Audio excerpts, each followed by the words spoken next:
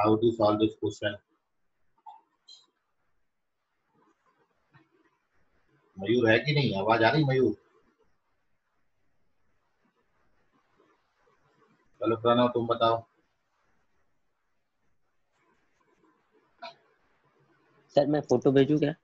नहीं बताना है ओरली, तब तो समझ में आएगा। सर फिर पूरी सॉल्यूशन बता देना हाँ बता स्टेप बाय दूंगा, स्टेप। बता दो, सर कोई दिक्कत नहीं। हाँ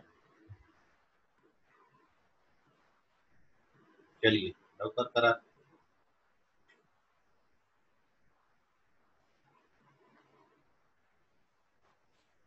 तो solution of this question Pranav आपको एक्सप्लेन करेंगे।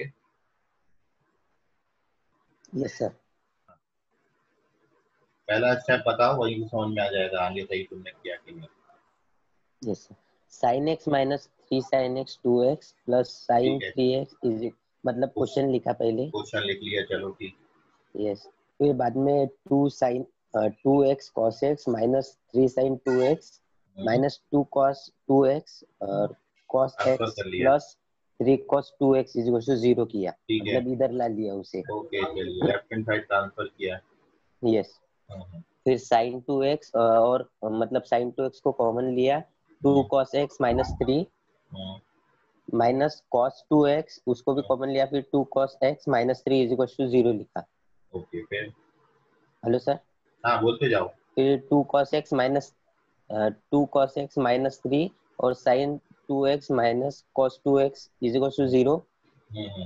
फिर sin 2x is equal to cos 2x और cos 2x is not equal to, मतलब 3/2 से इक्वल नहीं होता, इसलिए अच्छा इसलिए 2x is equal to 2n।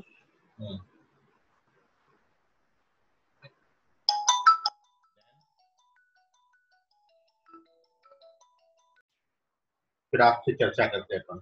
How we solve this question?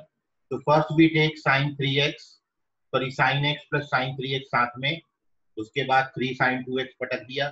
Same right side किया है अपन ने। Here we use sin c minus sin c plus sin d का फॉर्मूला, cd फॉर्मूला अप्लाई किया, और राइट हैंड साइड में भी cos c plus cos d का फॉर्मूला अप्लाई किया। और अब आप देखिए लेफ्ट हैंड साइड में sin 2x कॉमन आ जाता है, और आपका ब्रैकेट में 2 cos x माइनस 3 बचेगा। राइट हैंड साइड में cos 2x कॉमन हो जाता, यहाँ भी 2 cos x माइनस 3 बचेगा। ठीक, अब आप ये टर्म को लेफ्ट हैंड साइड शिफ्ट कर दीजिए, इसे तो आंसर आपको यहीं से मिल जाएगा। तो 2 cos x माइनस 3, जब आप राइट हैंड साइड को लेफ्ट हैंड साइड शिफ्ट करेंगे तो 2 cos x माइनस 3 कॉमन आ जाएगा, अंदर बचेगा sin 2x minus cos 2x equals to 0। तो यही प्रणव ने भी बताए थे स्टेप, बस उसने पहले सबको ट्रांसफर कर लिया था,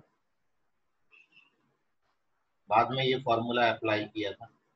तो आपको ये दो का प्रोडक्ट 0 है, तो इंडिविजुअली ये दोनों आपको 0 मिले। आफ्टर दिस यहाँ से cos x की वैल्यू आती है 3/2, और यहाँ से tan 2x बराबर हो जाएगा 1। And finally this is not possible for any value of x, क्योंकि cos का मैक्सिमम वैल्यू 1 होता है। और जब अपन यहाँ पर tan 2x को फर्दर सिंप्लीफाई करेंगे तो tan 2x से जो जनरल सॉल्यूशन निकलेगा, 1 को tan 45 लिख दीजिए, tan π/4। Now theta equals to alpha का जनरल सॉल्यूशन, तो थीटा इक्वल्स टू होता है n पाई। तो डायरेक्ट आप सीधा आंसर तक पहुंचते हो यदि अप्रोच बिल्कुल सही किया है। तो here we get the value of x which is n π/2 plus π/8। ठीक है, तो अभी कोई डाउट है आपको तो पूछ लें इसमें, ये कोई भी डाउट कहीं से भी, छोटा मोटा बड़ा। हिमांशु कुमरे, आया था बेटा आपका आंसर? सर मेरा आया तो था पर आधे में अटक गया था मैं, अच्छा बीच बीच अभी, में थोड़ा सा अटक गया था। ओके अभी समझ गया, कोई डाउट तो नहीं है अभी? No sir. अर्जुन, अर्जुन कोई डाउट? नहीं सर। चलिए ठीक। Deepshikha, yes Deepshikha, sir. Okay. Mayur बोलो क्या बोल रहे हैं? सर वो सेकंड स्टेप में डायरेक्ट कैंसिल करके cos 2x को लेफ्ट हैंड साइड लेके tan 2x नहीं बना सकते? किसको कैंसिल करोगे? वो ब्रैकेट वाले को।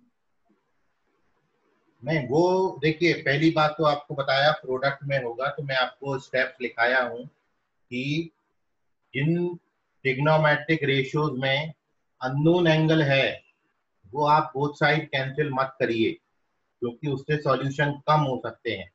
बट इन दिस केस आप 2 cos x माइनस 3 को बोथ साइड कैंसिल कर सकते हो, क्योंकि 2 cos x माइनस 3 से आपको cos x बराबर 3/2 मिलता है, which is not possible for any value of x। मतलब इससे सॉल्यूशन कम नहीं होंगे, तो आप वहां पे भी 2 cos x माइनस 3 को बोथ साइड कैंसिल कर सकते हो। अदरवाइज एक्चुअल जो प्रोसीजर है, एक्चुअल जो स्टेप है वो ये है कि बोथ साइड अननोन एंगल आपने कैंसिल नहीं करना है। अननोन एंगल को कंटेन करने वाला ट्रिग्नोमेट्रिक रेशियो आप कैंसिल नहीं करोगे, अदरवाइज नंबर ऑफ सोल्यूशन कम हो जाता है। ठीक है, क्योंकि इस केस में आप कर सकते हो, क्योंकि वहां से सॉल्यूशन कम होते नहीं, क्योंकि cos x बराबर 3/2 से आपको कोई सॉल्यूशन नहीं मिलता है, इसलिए उसको आप वहां पे भी उड़ा सकते हो। ठीक है, क्लियर हाँ हो गया सर। भाई? अगर प्रोडक्ट में रहे तो कैंसिल नहीं करेंगे? हाँ, प्रोडक्ट में रहे तो कभी भी कैंसिल नहीं करना। और जैसे अगर सम सम में और डिफरेंस में? सम में कैंसिल हो जाता है, डिफरेंस में कैंसिल हो जाता है, प्रोडक्ट में कैंसिल नहीं, क्योंकि सम और डिफरेंस को जब आप लेफ्ट हैंड साइड ट्रांसफर करोगे तो वो वैसे भी कैंसिल हो जाना है। तो आप इक्वल के बोथ साइड रख के कैंसिल करो या ट्रांसफर करके कैंसिल करो, बात तो सेम हो जाएगी। बट प्रोडक्ट में एक्चुअली क्या है, जब ट्रांसफर करते हो तो वो कैंसिल नहीं होते, वो कॉमन हो जाता है, तो इसलिए नंबर ऑफ सॉल्यूशन उससे भी मिलते हैं। ठीक है, तो इसका आप विशेष ध्यान रखें। हाँ सर। खुशी, कोई डाउट है? No sir. चलिए ठीक है, और क्वेश्चन इंपॉर्टेंट है, लिखिए अभी। नेक्स्ट थर्ड क्वेश्चन है, इन वेरी इंपॉर्टेंट।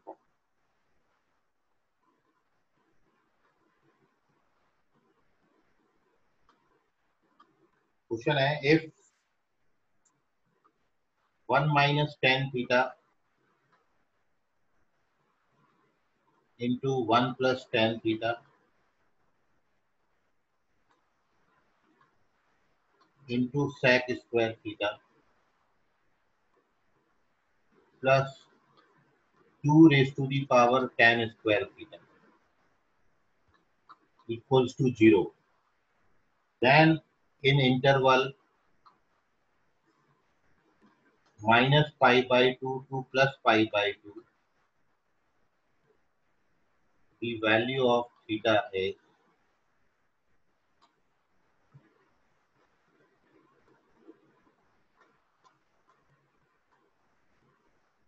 या r, एक भी हो सकती है, एक से ज्यादा भी हो सकती है, मतलब ये 1 और more than 1 correct type question है। आपके ऑप्शन है pi by 4, minus pi by 4, pi by 3 और minus pi by.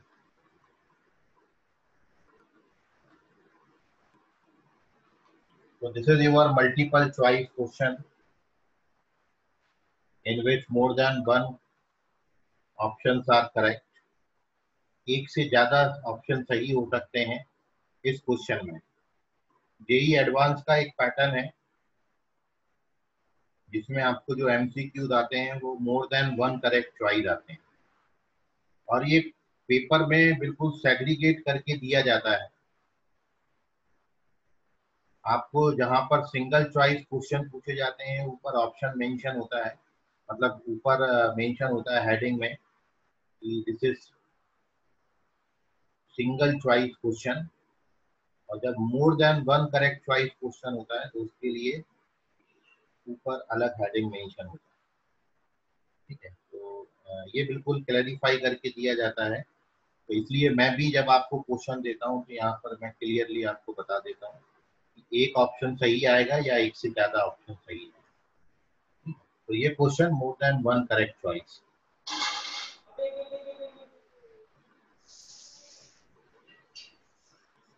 Rishabh check करिए, इतना जल्दी आंसर ना करें।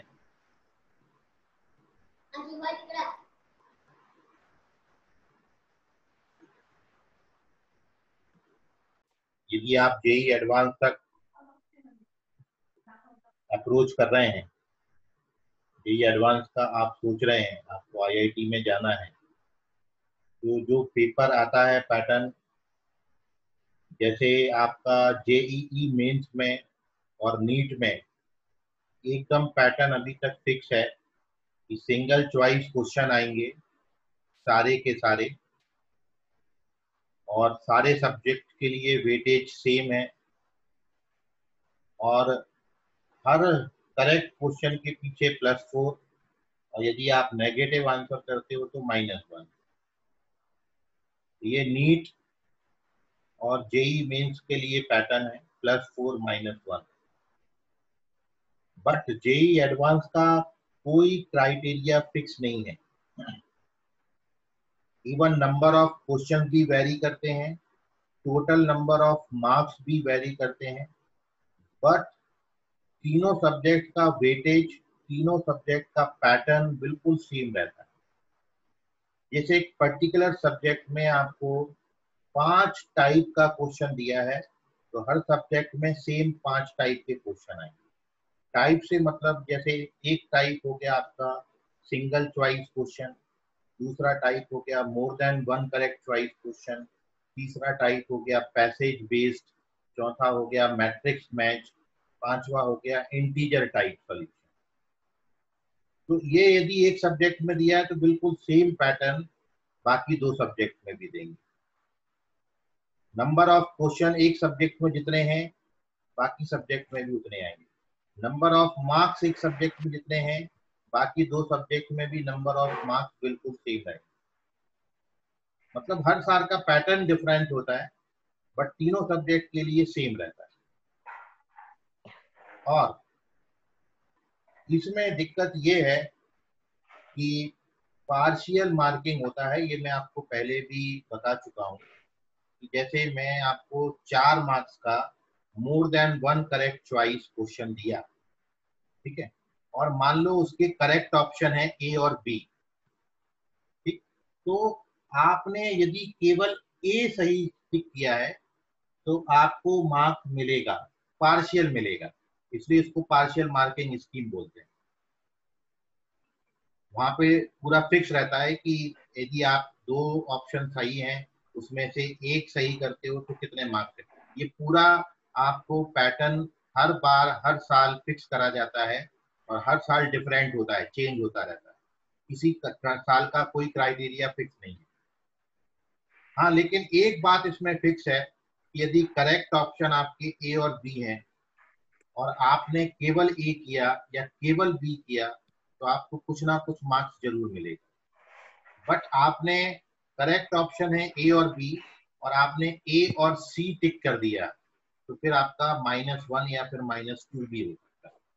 कहने का मतलब यदि आप नेगेटिव आंसर चूज करोगे तो आप गलत माने जाओगे। यदि आप सही आंसरों में से कोई भी आंसर चूज करते हो तो हो सकता है आपको कोई मार्क्स मिल जाए। कुल मिला के वो ये देखता है कि सब्जेक्ट नॉलेज आपको कितना है, ठीक है।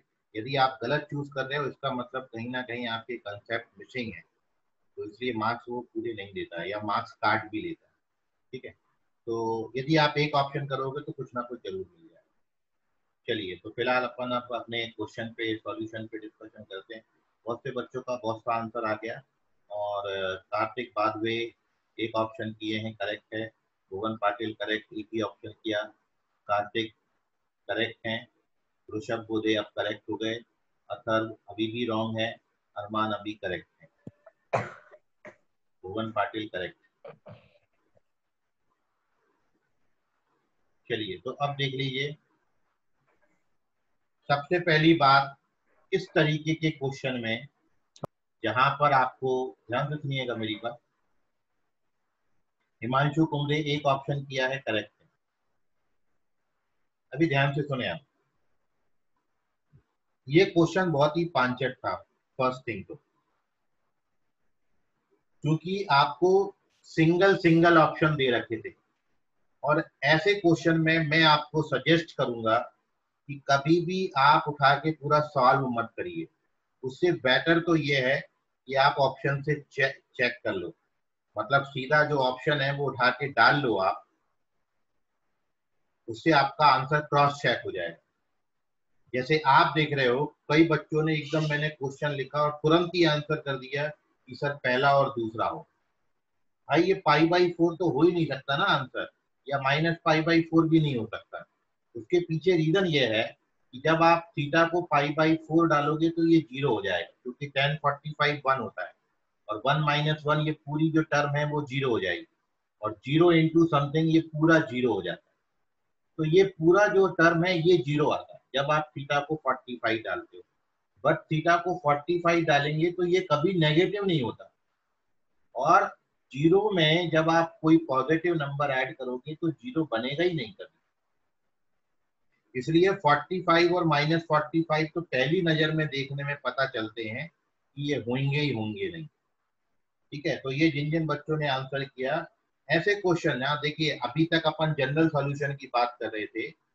ये जो क्वेश्चन है ये ऑलरेडी जेई में आया हुआ AIEEE का क्वेश्चन है, ये ऑलरेडी कॉम्पिटिटिव एग्जाम में पूछा गया क्वेश्चन है, और उन क्वेश्चन में लेंथी सवाल नहीं आता। ये ट्रिकी क्वेश्चन है, ट्रिक बेस्ड क्वेश्चन है। ठीक है, जरा सा कंसेप्ट आपने क्लिक हुआ तो आप आंसर कर दोगे। तो इसमें यही था कि सिंगल सिंगल ऑप्शन थे, आप उठा के सीधा डाल के देखो वेरीफाई हो रहा कि नहीं। तो पहले दो ऑप्शन से नहीं होता ये सेटिस्फाई। आप थीटा को 45 डालो, थीटा को -45 डालो, दोनों बार में लेफ्ट हैंड साइड 0 नहीं आएगा, और अपन को 0 चाहिए, ऐसी वैल्यू चाहिए।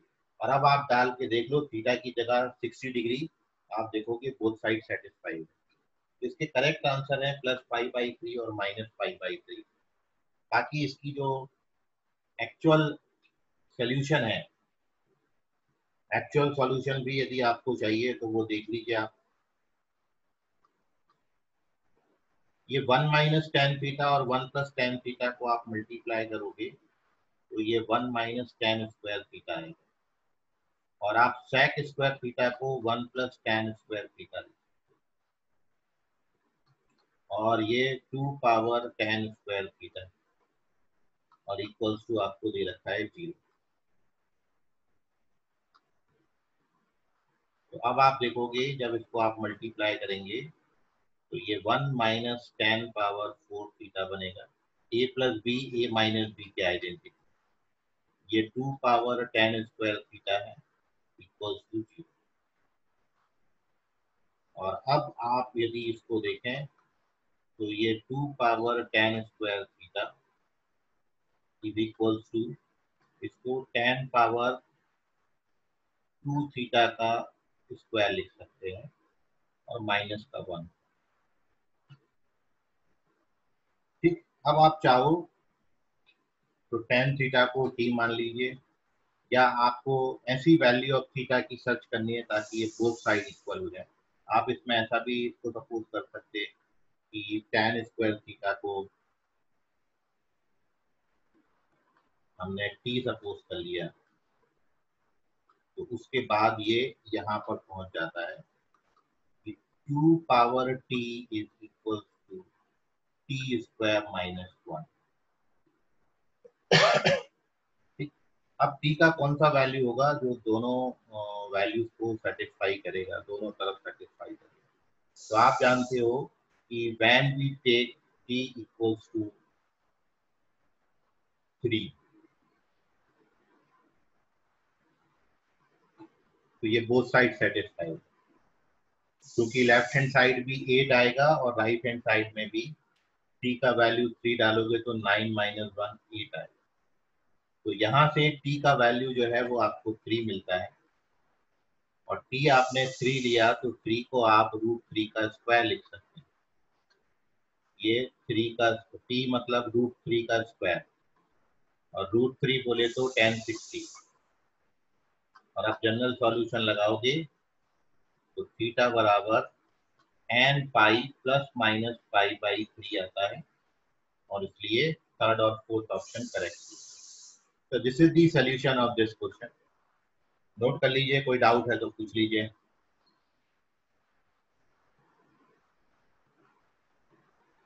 ठीक है प्रणव, समझ गया? Yes sir. आंचल, आंचल जमगाड़े, कोई doubt? Sir okay. No sir.